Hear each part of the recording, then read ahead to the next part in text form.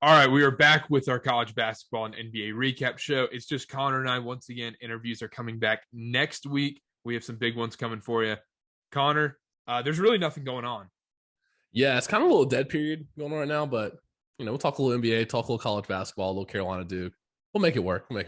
Yeah, exactly. Well, the big thing that happened last night, actually, we're Last recording night. this on Wednesday at 2 Eastern. Yeah. Steph Curry breaks the 3-point record in Madison Square Garden. We saw Dell courtside. His mom like In the just like crowd. row Q, the lower corner. I guess, her name's not Del Curry. She didn't play in the NBA, so she didn't get a courtside pass. But yeah. But yeah, Curry breaks the 3-point record. I mean, it was inevitable. I think he might just double it. I was about to say, it's kind of poetic he did it in the Garden. And then I don't think anybody will ever catch that, honestly. I think they will, just the way 3-point shots are taken now. Because But people like, take so many threes. they do, but will anybody have that freedom? Like, there's no other superstar that Trae Young has kind of that freedom. Yes, but like I was gonna say, there's no other superstar at Steph Curry's level that like that's their main game is 3-pointers. Like LeBron, obviously not. Like Kawhi, like all these good players, the 3-point game is not their main thing. KD mid range, Giannis paint, like obviously. So maybe the way the game's going, like we said that people probably said that about Ray Allen, like oh nobody will break his record, but the thing is, like Ray Allen did it while Curry was in the league and Clay. Yeah, and like and then it's just like, okay, when is Steph gonna break it at this point? Yeah. I'm curious to see like who that player will be to make a run at it.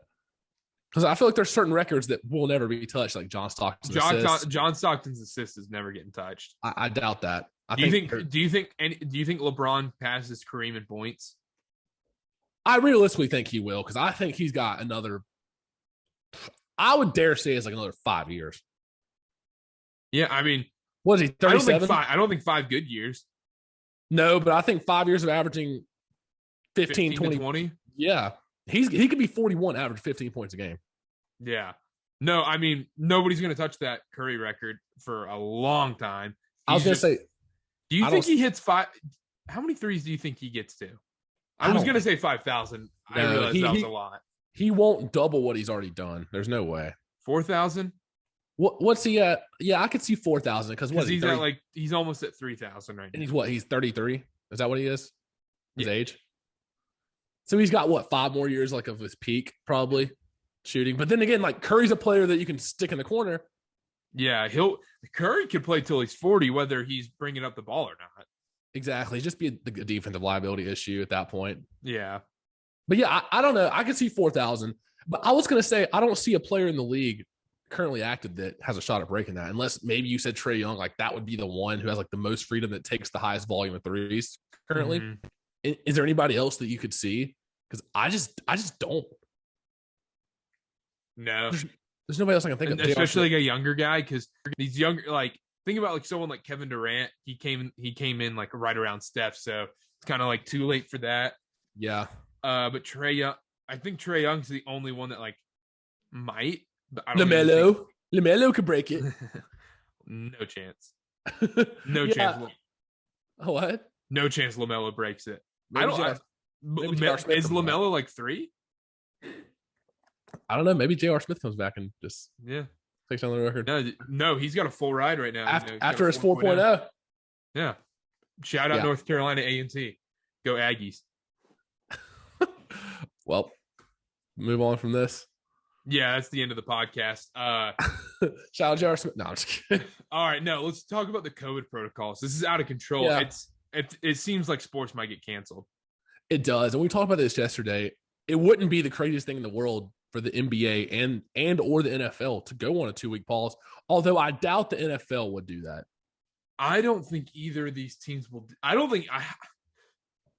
just think there's not. I think they're just going to play through tonight or through all these games. Yeah. Well, the Bulls just had the first games of the year postponed. They had their 2 this week postponed for anybody that missed it. They're supposed to play last night, and then their game tomorrow. I just think we're going to see postponed games. I think they're just going to power through it. The thing is, there's I think I saw a tweet earlier. It says like there's 7 or 8 NFL teams in enhanced protocols. It's kind of serious. Like the Browns have like 15 players on the COVID list, and they played Saturday, but then they play on Christmas. But like they're not going to move that game. No. So I feel like maybe you're right. They'll probably power through it. I think the NBA has a much higher chance of like postponing a league or. Yeah, just because they're in like the middle of the regular season, it's Yeah. not the end of the world if they push it back a couple more weeks. Like every league in the world is like even soccer's going through it too. Really? I Yeah. haven't kept up too much with that. They have like Yes. COVID protocols and stuff. Yeah, they've been having to suspend games and all that. But Yeah. please just don't cancel Duke Virginia Tech. I already got my tickets. Oh, Look, okay, I want to bring this up. Oh, no. We got to talk about the Hornets real quick. It was the annual Mavs beat Hornets by a zillion game. Every year we have one. We witnessed it in purpose. What'd you say? Whether they have Luka or not. Oh, yeah. And we witnessed it in person. What was it, 2 years ago that we had those good seats? Yeah. I think it was the Dirk's last year. Yeah. Because DeAndre Jordan's on the team. Yeah. Got absolutely ass blasted by 40. And then it literally seems like it happens once a year. Wasn't it the preseason that they killed us too? Wasn't it the preseason? Yeah, they beat us by like 70, right? That was them, right? That was Mavs. Yeah, it's just I don't know what it is. They just have our number. Luka didn't play. Porzingis had probably the best game of his career. Not career, but season, just because, he's a defensive liability, but we don't have a center to expose that really. So it's just kind of like, we had Terry back. Still obviously had a couple guys missing, LaMelo, Plumlee, who'll be back tonight. And the second we went down by 10 in that first quarter, you're like, all right, it's going to be one of these games. Like I kept watching because that's what I do as a Hornets fan. I just kept watching no matter how painful it is. We went through years. You're conditioned for that. Yeah, conditioned for mediocrity and Bobcats. Exactly. I mean, it just happens every year. Move on. I think we beat the Spurs. I was going to say, I think we beat the Spurs tonight, hopefully. I got home in time. I've watched most of the games this year. Didn't watch first half of the Mavs game. Thank God. That was the perfect one to miss. Came home, turned it on the second half. We're down by 25. I just left it on in the background. Whatever. Yeah, it was a background game because Monday Night Football was on. Yeah, exactly. I had it on my laptop. So yeah, whatever. NBA's been kind of weird right now. There's nothing going on. It's just it is. I saw while we're still in the NBA, if you want to touch on a couple trade rumors real quick, I saw maybe something about like trade talks hitting up around like obviously Ben Simmons, Jaylen Brown was mentioned. I saw one about Jeremy Grant, even though he's hurt.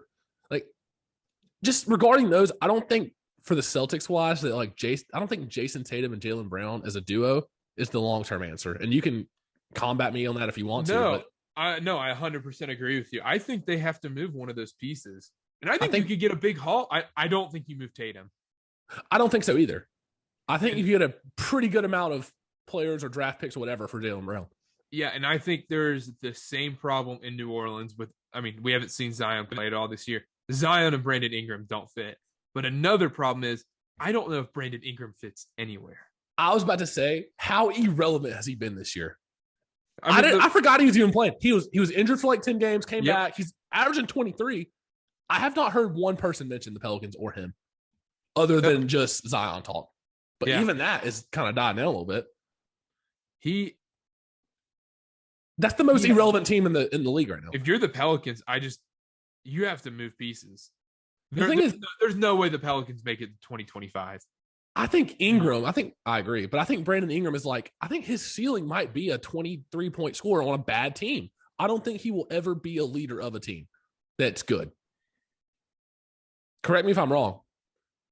The Pelicans were decent the last couple of years, sure, but the thing is, I don't see him as a second option guy too. He's kind of in that same spot as like Teddy Bridgewater, where Teddy Bridgewater's too good to be he's too good to be a backup, but he's not good enough to be a starting quarterback on your NFL team. It's like that mid or like Kirk Cousins. Like Kirk Cousins is fine, but he's not a star, and he will not take you to the Super Bowl.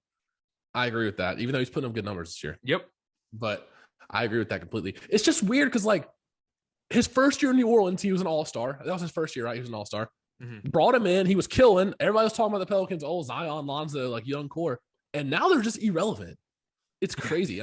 I feel like they got nothing for Lonzo. Am I wrong? No. What did they get? I don't even remember. Was it free? I even forget what it was. Was it free agency? I think he signed a free agency deal there. So they lost him for nothing. And we got a pick for Devontae Graham. Yeah, and he's averaging 13 and 4 on 35% shooting or something like that. So, who really won? Exactly. And, we're not missing Devontae Graham at all. Shout out Cody Martin again. Oh my gosh. Yeah. Shout out Cody Martin. Cody Martin fan club now. But no, I back to Tatum and Brown. Yep. I don't think it fits. The Celtics have to change something. It doesn't because they have too many guys. Like I feel like they're the same position. Like those two pieces are so good. It just doesn't fit. It doesn't. And Embiid and Simmons don't fit. Brown and Tatum don't fit. A lot of these pieces don't fit. Lillard and McCollum are not going to take them past the second round. They had that one conference finals trip and got swept, if I'm not mistaken. So if you're the Celtics and Portland calls and said, "Hey, Dame Lillard, Jaylen Brown," straight up. Dame Lillard for Jaylen Brown? Yes. McCollum for Jaylen Brown? Who says no, though? For CJ McCollum? No. For CJ McCollum, Celtics say no. Yeah, I agree. Let's say it's Jaylen Brown, first round pick for Dame Lillard. Who says no? I think if you're the Blazers and Damian Lillard's at a point where he's either going to leave you for nothing or like he wants out or something's not working, I think that's one of the best deals you'll get in the short term. And I honestly don't even know if the Celtics would offer that. It just depends on how much they value Jaylen Brown. Like he's been a killer, sure, but like Damian Lillard is up there. Like I think that it's worth. I think I would make that trade if I was both teams. I think so too. I think you have to because it's at some point you have to realize that your current team dynamic is not working, whether it be for injuries or just players not meshing, conference, whatever it may be. They're just not good enough. Like the Blazers are just flat out not good enough. CJ McCollum is just not good enough to be your second guy on a championship team, especially not with like. It's like he's not going to be like that two guard, like that two superstar guard thing. Like they have no other pieces around them. Like they have not gotten any better in the last 3 years. Like Nurkic is okay, but neither of the Celtics, neither of the Sixers. All these teams are stuck in that spot. When the Sixers lost Jimmy Butler, that was their best chance to win a ring. I think when they had Jimmy Butler, that Kawhi shot went in Game 7. That was their best shot. Yeah, but like the Blazers haven't even made it that far. The Celtics haven't done anything because the Blazers made it to the Western Conference Finals, but then the easiest 4-0 sweep. Yeah, and the thing with the Celtics is. Their best chance to win it was that year Gordon Hayward got hurt and they had all those injured guys. And it was like Terry Rozier and that whole squad, Marcus Morris. When they lost to LeBron? When they got killed by the Cavs, yeah. Or not killed. Yeah, it was either then or in the bubble. Yeah. Yeah, exactly. And but neither one of them paid off. Yeah, because it's in the East, you're like, okay, it's Milwaukee or Brooklyn. Yeah. You don't even think about the Celtics or the Celtics are borderline playing. I agree with that. They're like right around the Hornets level. Yeah. I think the Hornets and Celtics are right there neck and neck. Yes. 6, 7, 8, 9. Right there. got a little excited there. Yeah, no. But I feel like there was one more thing I was about to mention. Oh my God, what was it? Cam Reddish on the trade block. I wouldn't hate him on Charlotte. I'll say that. I wouldn't either, but we have Kelly Oubre. And I feel like they would fill the same role. Yeah, no, he needs to go to somewhere like New Orleans. The Hawks are weird.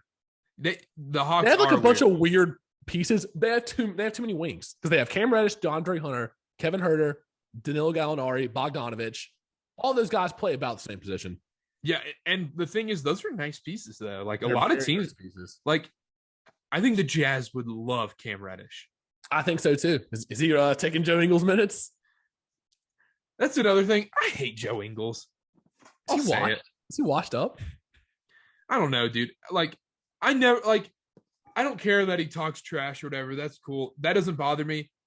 I have no confidence watching Joe Ingles. When he goes up for a jump shot, he probably shoots like 40% from 3. Yeah. It feels like 10%. Yeah, he does take a lot of like shots to just clink off the rim. Yeah, and in big moments. Yeah, exactly. I agree with that. Well, let's talk about the Jazz for a second. I'm not a Jazz believer. Never have been. Every year we have this same discussion. Okay, are they basically those DeMar DeRozan, Kyle Lowry Raptors teams that were never going to make it, or those Hawks teams? The Hawks, yep. They're just like the Hawks. I'm slightly starting to believe in the Jazz a little bit. I'm kind of getting I'm getting teased into them a little bit just because I don't think the rest of the NBA is that good right now. I agree, but for me to have any form of confidence, I need to see Rudy Gobert in the playoffs against a good team that can stretch the floor be effective. Because that's the Jazz's second best player, and it's not close. and he gets taken out of games in the playoffs. Yeah. And you can't have that. You cannot have your second best player not be able to play for whatever reason. Like that can't be. That's not a winning formula. So until I see that, I mean, the second they go against like the Clippers, like, oh yeah, they have to like Zubac. The second they can just go small and just run.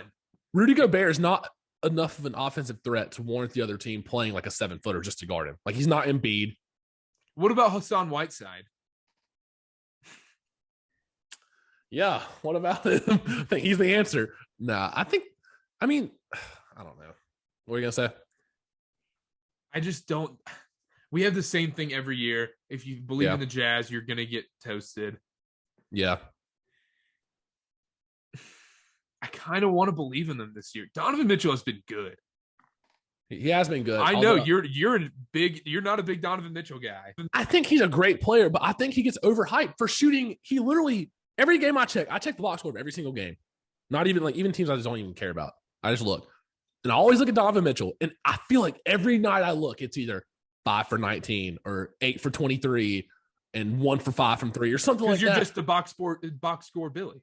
Well, I'm not like some people and just look at the box score of your so-called favorite team and then call yourself a fan. But other than that, I just feel like Donovan Mitchell, I don't know. I think he's overhyped. But he does, I saw it in the playoffs last year. He does show up. And I, got silenced a little bit last year.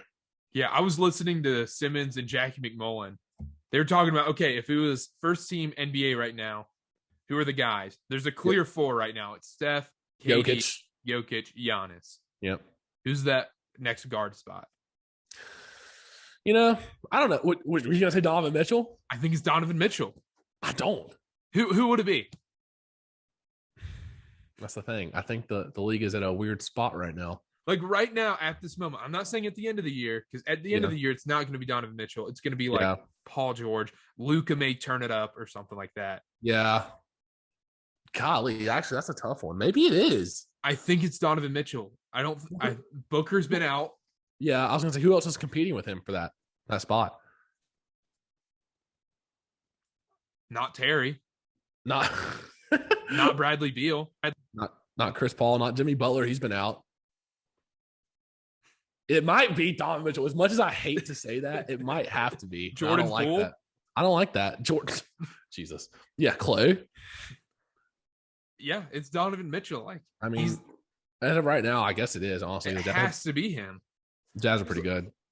Because are they first? No. Third?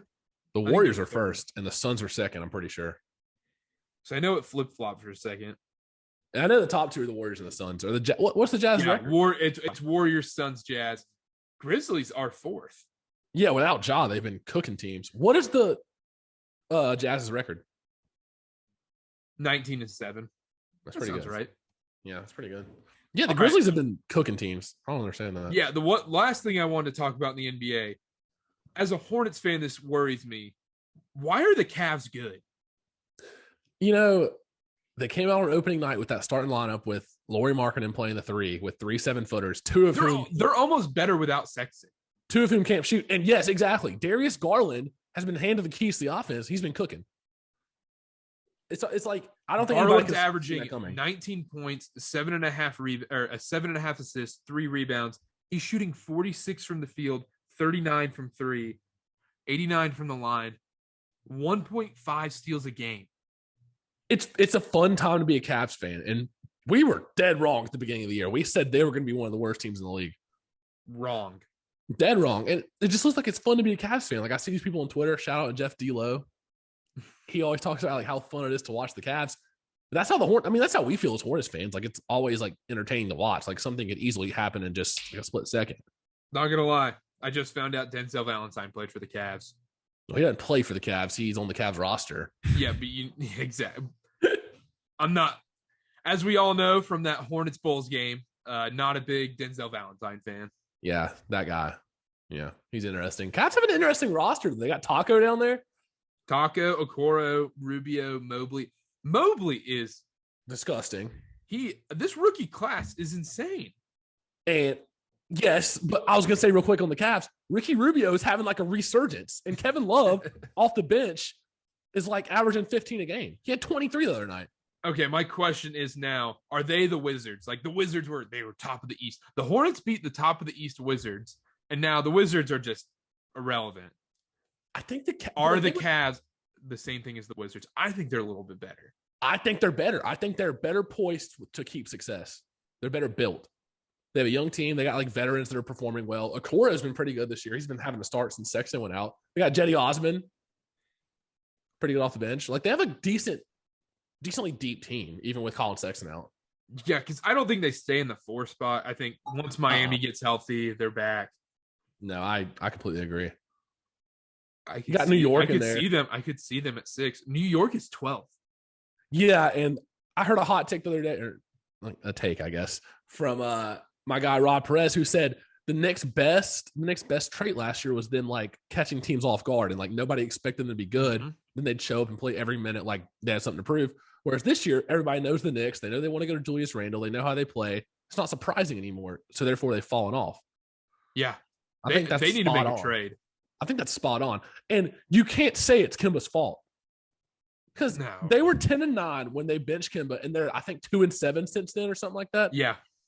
So that I guess like I'm not mad at the Knicks for trying that, but it's clearly not the answer. Like I don't know why you don't play him again. Like they have too many guards. They have Quickly, they have Rose, they have Kemba Walker, they have Quentin Grimes, who's been pretty good. Something's got to give. Gosh, the Magic and the Pistons are so bad.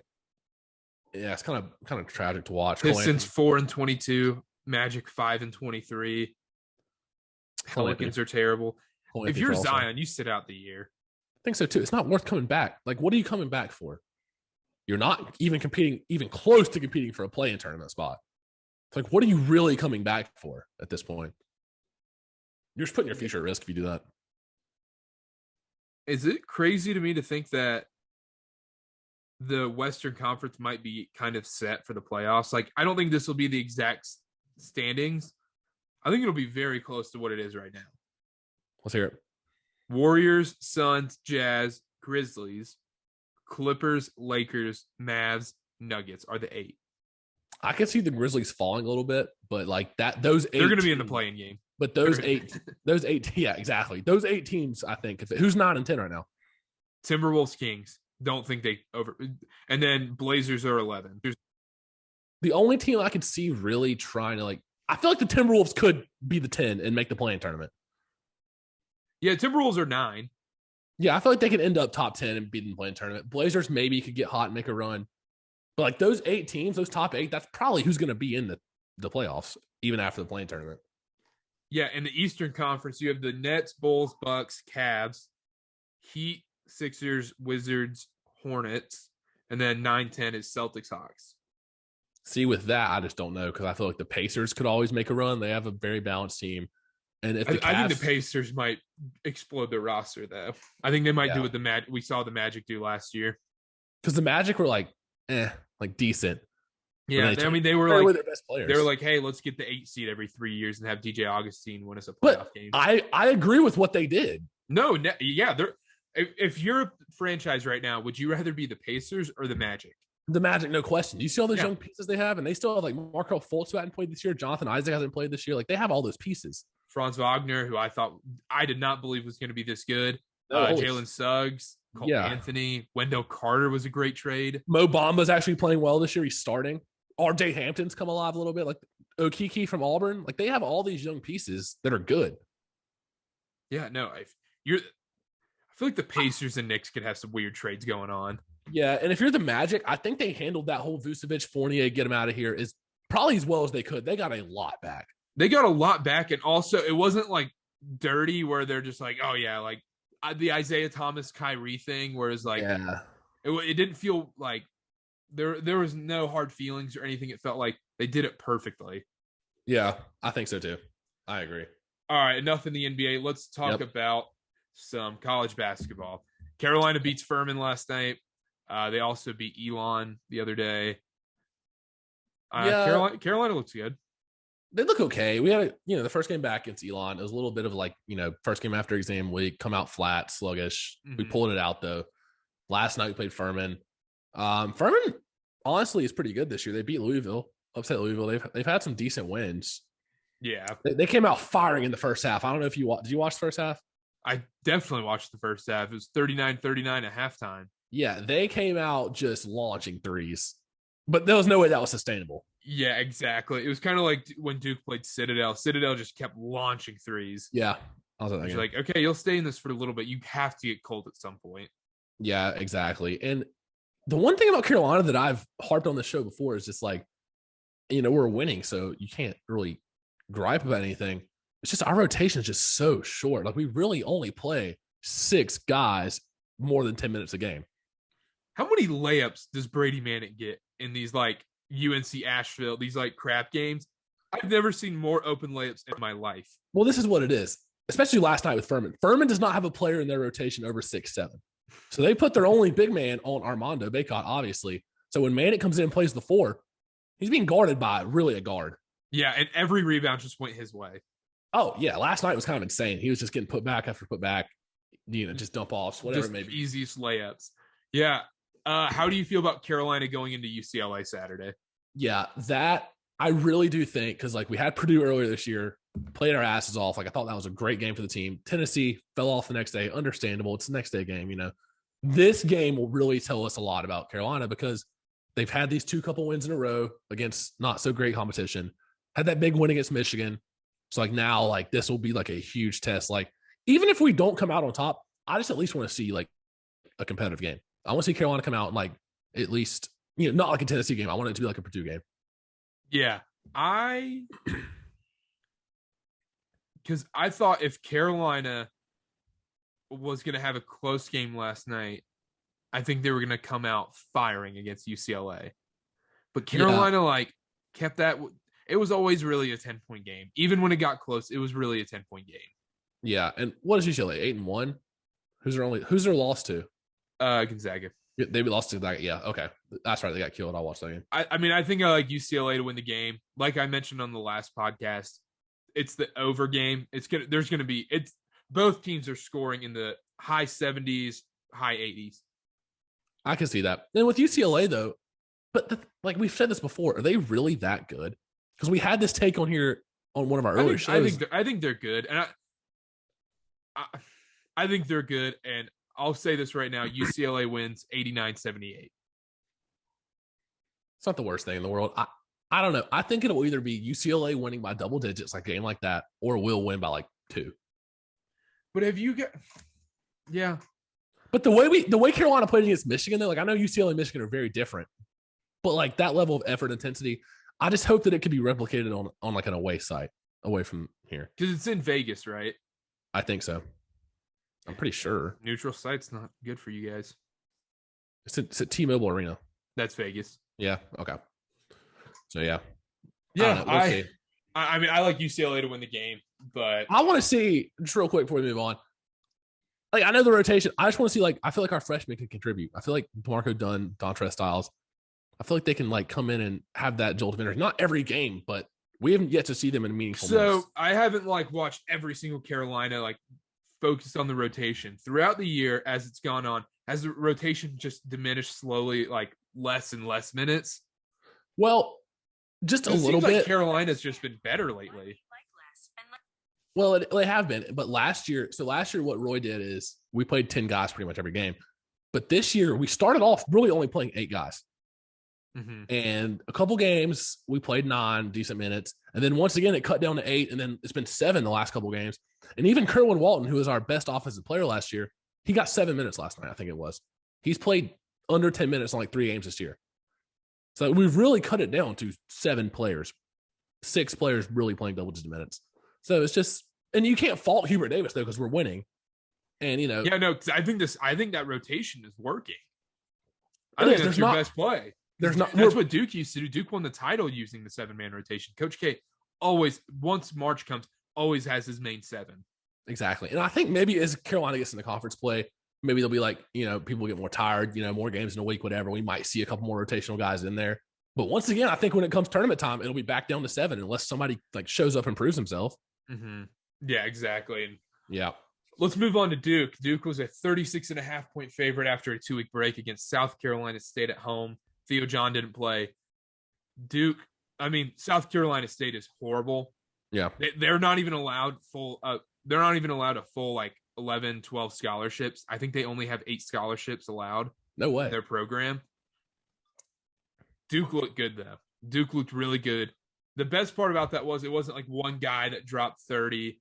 I saw it was pretty balanced. Everybody scored. Ended up our leading scorer was A.J. Griffin with 19. He needs to get more playing time. He is good. You think? All right. So I'll counter you with this. How many guys does Coach K play on a per game basis? 8. So he's usually 7. It's been the main 5: Roach, Keels, Bencaro, Moore, Williams, and then they have Theo John, Joey Baker, and then AJ Griffin has not gotten that much time. He's kind of that in between spot right now. Yeah, does he deserve minutes over Joey Baker? Because I feel like Joey Baker's a little. Joey Baker's been good. Really? Okay, I haven't Joey watched Baker's these games against. He's actually been very good. He's actually surprising because it used to be Joey Baker. You just come in, just golly, dude, if you can just make those big momentum threes. That's all you got to do. Make the big momentum threes and don't turn over the ball. Yeah. Well, I remember a couple years ago we used to always just make fun whenever he came in, or you just groan or whatever. But I guess he's been decent this year. I've seen a couple do games and he's made some shots. Nothing crazy. They used to do the same thing about Wendell Moore. Wendell Moore used to be so out of control, and he's solid this year. No, he's good. I like this Duke team a lot. I know I'm biased. I obviously love Duke and whatever. Yeah. I really do think this Duke team is 2 or 3 for the title. It's a fair take. I can see that. Even Purdue getting knocked down a little bit. The top 5 just seem. I mean, there's 15 teams who could obviously win the title. I think there's 5 teams that are just above everybody else. Baylor is good. Yeah, Baylor's a legit good team, even though they lost all their guys. Speaking of Purdue, can we talk about how State just absolutely? Oh, we do need to talk about that. I almost forgot. That. State First of all, I cannot believe it was that close. Shout out to Tanner Smith. Shout out. Connor, I have to ask one question. It's the one question that I think everybody asks in this world is what's the meaning of life? No, it's not that. Is Kevin Keats a winner? Well, you can say what you want to about them keeping pace with Purdue. They lost. Bottom line is they lost. Didn't close the game. Did he get ice cream?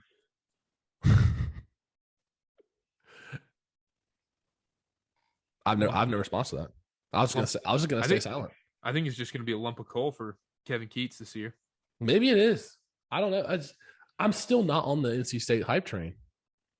Yeah, no, I still think. How do you blow that game? How do you blow that game? You had a double-digit lead with 6 minutes left.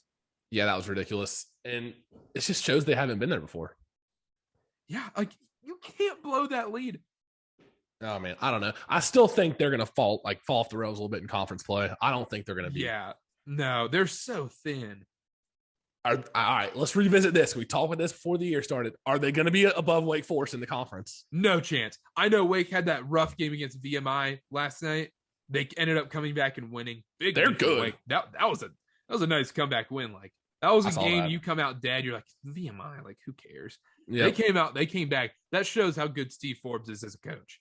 He has turned things around there because I was a little crazy the first time we talked about this. Wake, maybe top 6 ACC? Yeah, we said top 6. I said top 4 at one time. I think I did too, and I'm a little skeptical about that. But the ACC looks kind of weak this year. Yeah, I was going to say I'm not skeptical about that at all. I think Virginia finds their stride a little bit. There's no way Virginia's playing on Tuesday. Yeah, but it just seems like there's been so many upsets from mid majors, and they're all against the ACC. Everywhere you look, yeah. Albany beating Boston College, Louisville lost to Furman. Pittsburgh's had some bad losses. That Tuesday ACC tournament is going to be it might as well just be Albany versus Furman. Oh my God. But then you have Notre Dame who beat Kentucky. So shout out, ACC, I guess, the East. But yeah, I don't know. Yeah, I still think State finishes they're going to play Tuesday, the ACC tournament. They're going to be bottom 4. I could see them being middle of the road. I don't know about bottom 4. I think they're bottom 4. They have some good players. They're a lot better than I thought they would be. They are. But I really don't trust Kevin Keats. I don't think he's a good coach at all. How many more years do they give him there? I don't know. I don't think you can give him too many more. NC State is just swinging and missing with these basketball. What has he hires. really done? He has a couple of signature wins in the tournament, sure, but consistently in conference play, they haven't been near the top. Who would they hire? That's the thing. I have no idea. Mark Gottfried. I have no idea, honestly. Yeah, I mean, I don't know who they hired. They're in a terrible spot. Jeff Capel. Yikes. Let's talk about that real quick. I texted you about this. Yes. Jeff Capel blows. And that's coming from a Duke fan. Duke dodge. I was never a Jeff Capel guy. I never believed in him. I was so worried that we were going to hire Jeff Capel as our next head coach. Thank goodness they went with John Shire. Because everybody used to say, oh, Capel, he's the one that does all the recruiting. It's always Capel. Capel is doing all of Coach K's dirty work, all this. Shires has shown he can do it. And I thought Capel was a shoo-in. Also, I don't think it really matters who your coach is recruiting. What do you mean?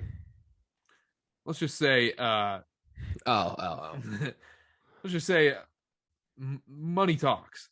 Money talks. Yep, I agree. It's also, been talking. but the thing is, also, like, Duke, your national brand, you're playing on ESPN every single night.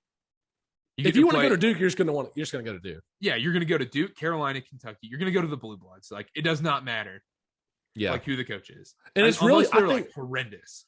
I was gonna say, and especially like for a top player like that, like when you have your pick of like Carolina, Duke, Kentucky, Kansas, whatever it may be, it really boils down to like situationals. Like, do you have a point guard who's one and done that's going to the league, so you don't have a clear point guard next year? Okay, I'll come commit there. Exactly. Or do you have two guys that are really good that I might have to fight for minutes for? Maybe I'll go somewhere else. Like, it's not so much about the coaching as it is about like situationals, I think. Like with those top programs. Yeah, back like to Jeff Capel. Pittsburgh is awful. They will not win that's why you're like NC State will be playing on Wednesday. Yeah. Because Pitt is that bad. That's what I'm saying. I mean, I don't think Pitt wins a game in the ACC. They'll squeak out one stupid one against like NC State, Virginia. Yeah, like something dumb. Yeah, because they almost beat Virginia. Yeah, but they are so bad. Yeah, and Jeff Capel has shown time and time again he is not a good coach. And the ACC will not have as many tournament teams they've had in the past this year. Not even close. The way it's looking right now. Yeah, I texted this to you.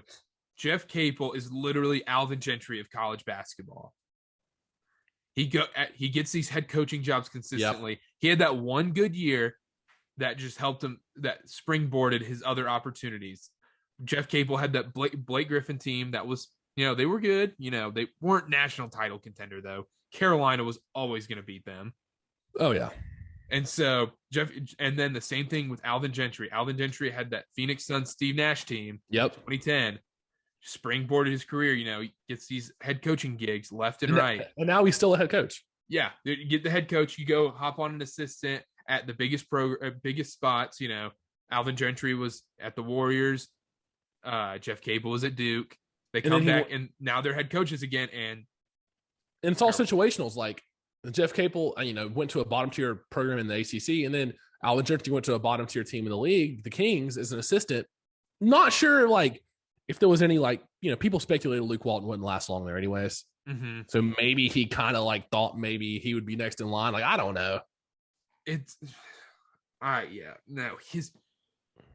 How do the Pelicans like ruin those hires? Like those hires were so bad. I don't know. I don't understand it either. Stan Van Gundy and Alvin Gentry. I've never seen people like misuse a player that bad. Yeah, and it's coming. Yeah, why are you putting guys like Steven Adams with Zion? And then they still just this year went out and got Valanciunas, who is a better 3-point shooter, sure, but like he's not stretching the floor really. Like, is that really the best partner for Zion? Yeah, exactly. He's still going to be in the paint the majority of the game. No, like that's a tricky one because I think Zion's a 5. I think he has an offense, but like, can he guard a 5 consistently with defense? He can jump, sure, but like at the end of the day, he's what 6'7"? Like that's pretty small. Like that's like the Warriors playing Draymond Green, I guess, at the 5, which has worked. Yeah, but he's better defensively. It's hilarious because his best positions on offense is either point guard or center, and on defense, he's kind of awesome at center. Yeah, I think it's one of those things where like it's kind of like a Warriors thing. Like you start somebody like Kevin Looney, but then end of the game, close games, your lineup will be Zion at center. Yeah, like when he played point guard for the Pelicans, that was when they were at their best. They were unstoppable. Yeah. But I know I thought we were done talking about the NBA, but there's nothing really else in college basketball, right? Nah, I'm good. Decided to watch Carolina UCLA. Then whenever Duke plays another real college, we'll see. App State, book it Thursday night. Perfect. And then Saturday, Cleveland State gets canceled, so hopefully we find another opponent. But yeah, tune in Tuesday, Duke Virginia Tech. As long as the game still happens, I'm afraid. Oh yeah, big conference game. Duke's playing a real team. Yeah, we will be reporting live from Cameron. Oh, casting from Cameron Indoor. Yeah, casting from Cameron. That's right. Anything else we need to talk about? I think that's all I got for today. All right, cool. Make sure to check out our TikTok at CarterCast. Follow the YouTube page. Subscribe, like to all the videos. The CarterCast YouTube page, that is. Don't forget the CarterCast.com. It is CarterCast.com. We'll be up soon. We are finishing up the final touches on that. Make sure to follow us at Connor_Sparrow, at CarterB8 on Twitter. Check us out on all social media. Subscribe, rate, review to the podcast. Do what you got to do to help out. Yeah, a zillion things. I know I just told you that over and over again. And we will see y'all Monday. Bye. Sounds good.